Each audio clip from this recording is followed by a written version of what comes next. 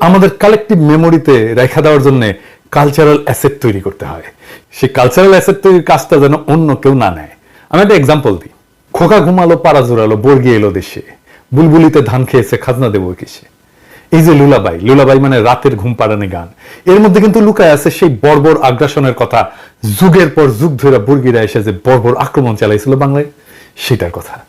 বর্গিরা কারা ছিল জানেন? মারাঠারা। কিন্তু অত্যাচারের মাত্রাটা কি ছিল জানেন? আমি নিশ্চিত জানেন না। আগে তো ইতিহাস লেখা হইতো না, মানুষ গানে কবিতায় সেই সব লিখে যাইতো। এটাই কালেকটিভ মেমোরিতে সেই সমস্ত ইতিহাস লিখে যাওয়া, এবং এটা লিখে গেলেই এটা যুগ যুগ ধরে, শতাব্দীর পর শতাব্দী ধরে চলে।